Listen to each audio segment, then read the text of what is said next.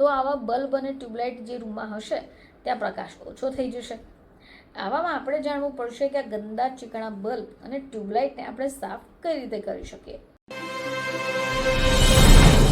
નમસ્કાર દર્શક મિત્રો, ખબર છે .com પરથી હું દ્રષ્ટિ આપ સૌનું સ્વાગત કરું છું.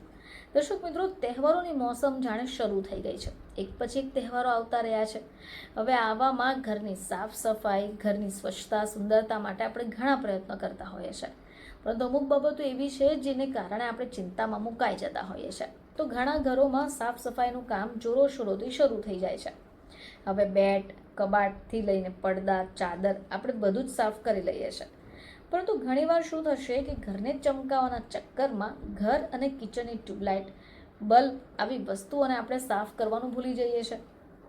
હવે આનાથી શું થશે કે આવી બલ્બ અને ટ્યુબલાઇટ ઉપર ધૂળ અને ગંદકી જામેલી હશે, તો આવા બલ્બ અને ટ્યુબલાઇટ જે રૂમમાં હશે ત્યાં પ્રકાશ ઓછો થઈ જશે. આવામાં આપણે જાણવું પડશે કે આ ગંદા ચીકણા બલ્બ અને ટ્યુબલાઇટને આપણે સાફ કઈ રીતે કરી શકીએ.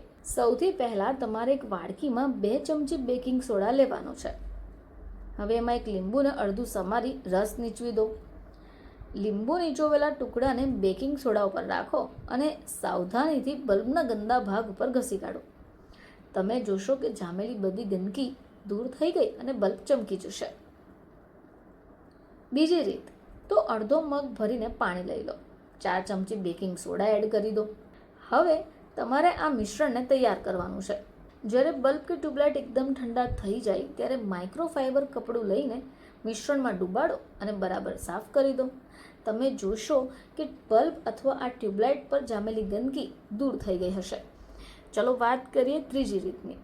તો અડધો મગ ભરી પાણી લઈ લો, એમાં 1 કપ વિનેગર એડ કરો, 1 ચમચી ડિટર્જન્ટ એડ કરી દો અને મિક્સ કરી દો. માઇક્રોફાઇબર કપડું લઈને મિશ્રણમાં ડૂબાડી બલ્બ અને ટ્યુબલાઇટને સાફ કરી દો. ચોક્કસપણે ગંદકી હશે તો એ ભાગી જશે.